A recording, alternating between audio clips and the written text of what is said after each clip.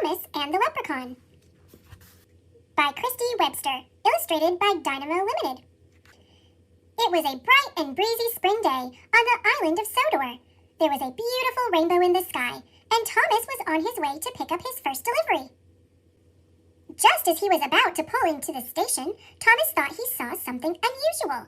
It looked like a little man dressed in green, running behind a building. Thomas stopped beside Emily. He was going to ask her if she'd seen the man too, when Sir Topham Hatt greeted the engines. "Good morning," he said. "Today is a very special day. It is St. Patrick's Day. I need all my engines to make deliveries for the celebration." "You should get your work done early today, Thomas," James teased. "Then maybe you'll have time to search for the Leprechaun's gold." Thomas didn't know what James was talking about. "The Leprechaun's gold is a St. Patrick's Day legend," Emily explained. "They say a little man dressed in green hides his treasure at the end of the rainbow. Anyone who finds it is very lucky." Thomas set out for his pickup, but he couldn't stop thinking about the leprechaun he might have seen. Thomas hoped he'd see the man in green again. Thomas worked hard all morning making his deliveries. After his final drop-off, Thomas got his wish. He saw a flash of green behind a tree before it disappeared. Thomas hurried around the bend. Behind the tree, he did find something green. It was Percy. "Thomas, I'm so glad you're here," Percy peeped. He had derailed going around the bend too fast. "I was supposed to pick up the St. Patrick's Day soda bread from the bakery." Thomas loved to help his friends. As Thomas set off toward the bakery, he wondered if he'd seen the leprechaun at all. At the bakery, Thomas looked up at the sky and saw another rainbow. It was even bigger and brighter than the one that morning. After dropping off the soda bread, Thomas decided to follow the rainbow. As he chugged up a big hill, Thomas saw a golden gleam just over the horizon. Could it be? He wondered.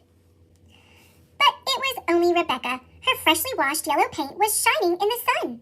"The washdown took ages this morning," Rebecca said. "I'm supposed to pick up the green St. Patrick's Day costumes at the tailor, but I'm way behind." Thomas offered to help. As he was leaving the tailor's shop, Thomas saw the man in green running in the same direction he needed to go. This was his chance. He would follow the leprechaun to the treasure. Thomas tried to catch up, but the leprechaun was gone. The only one around was Emily. "Thomas!" Emily exclaimed. "The Irish dancers are here early. Someone needs to pick them up at the docks." Thomas wanted to look for the leprechaun, but he volunteered to help. Thomas dropped off the green costumes and the Irish dancers for the St. Patrick's Day parade. Finally, everything was where it should be. He looked up and saw the rainbow again. It was arching down right at the end of his branch line. Thomas was about to take off toward the rainbow when Sir Topham Hatt came running up to him. "Our guest of honor got lost on his way to the parade," Sir Topham Hatt cried.